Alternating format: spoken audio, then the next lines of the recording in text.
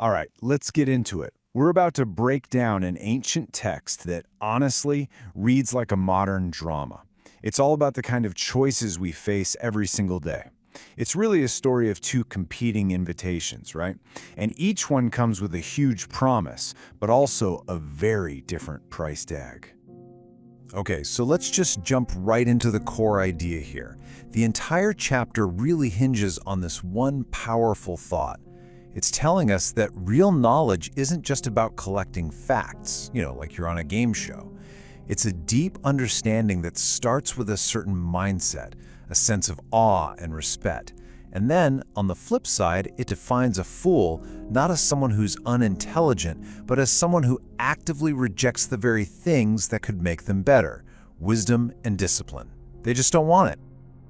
So, before we get to all the drama, the text first kind of lays out its mission statement. It asks a pretty fundamental question. What is this wisdom actually supposed to do for us? What's its practical purpose? Yeah, see, this isn't about some abstract philosophy. Think of it more like a complete toolkit for navigating life. It's all about building character, improving your judgment, and look at the skills it promises. Prudence, which is really just a classic word for thinking ahead and understanding consequences, and discretion, the ability to make sound, careful decisions. It's basically a roadmap for understanding the world and acting the right way in it. And now the narrative really kicks off. We are immediately presented with the first path, and it comes as this very direct, very tempting invitation from a group that has completely rejected that whole idea of wisdom we were just talking about. The text is so smart in how it does this. It uses this really intimate, personal framing, a parent's advice to their child. And that just raises the emotional stakes. This isn't some general public service announcement. It feels like a personal plea, which makes the choice that's about to come feel all the more critical. The invitation starts so simply, doesn't it? Come along with us. It's just a call to join a group, to belong. And that taps into one of the most basic human desires we all have. We see it play out everywhere today, right? From kids wanting to join the popular clique to adults feeling pressure to fit into a certain work culture. That desire to belong is incredibly powerful, and that's exactly where the hook is set. But then, whoa, the pitch escalates terrifyingly fast. It goes from community straight to conspiracy. The plan is just ruthless, unprovoked violence. And notice that phrase, without cause. This isn't about justice, it's not about revenge, it's just about power and preying on people for the sake of it. And here it is. Here's the promise that makes the poison taste sweet. Join us, and you will get immensely rich. It is the classic get-rich-quick scheme. It's basically the ancient equivalent of some high-risk crypto scam or a pyramid scheme promising impossible returns for doing something destructive. What's so wild here is how this whole temptation is broken down into what looks like a logical, almost business-like proposal. You've got a target, a goal, and even a profit-sharing plan. They're trying to put a rational structure around a completely chaotic and evil act. It makes the unthinkable sound strategic. So here's the crucial point. Their greed, it's a self-laid trap. In their rush to go out and ambush other people, they completely fail to see that they are actually ambushing their own lives.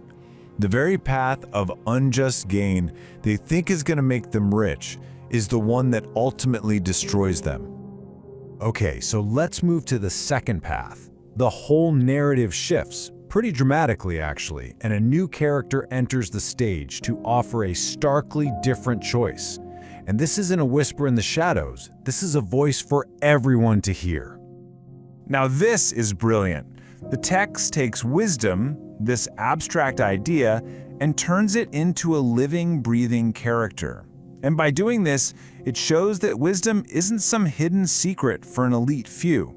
No, she's out in the open, accessible to anyone who will just listen. It really makes you wonder, if she were here today, she wouldn't be hiding behind a paywall. She'd be out in the public square. And this is her opening challenge. She calls out 3 types of people. You've got the simple ones who are naive, kind of like people today who easily fall for online misinformation. Then there are the scoffers, who mock what they don't understand, like those knee-jerk cynics who just dismiss expert advice without a second thought. And finally, the fools, who actively hate knowledge. People so committed to their own ideas that they reject any fact that challenges them. And this part is genius because it shows that the consequences aren't just random punishments. Wisdom lays out a very clear cause and effect relationship. Calamity isn't something that just happens to them, it's the direct result of their own series of choices to refuse, to neglect, and to reject the help that was being offered to them out in the open. Okay, this brings us to the climax of the chapter, the final destination of each of these 2 paths. The text now basically holds up a mirror to the 2 invitations and shows exactly where each one leads. And here they are, laid out side by side in the starkest possible terms. On one side, you've got a life that's consumed by the very chaos you create, a storm, a whirlwind, a terrifying silence when you call for help. You literally eat the fruit of your own way. But on the other side, the promise is safety, security, and a life free from the fear of evil, and it all comes from the simple choice to listen. So, the crucial point of this entire narrative is this. You aren't just choosing an action in a single moment. You are choosing a trajectory. You are choosing a destiny. The path you walk and the person you become, they're really one and the same. And that leaves us with a final thought.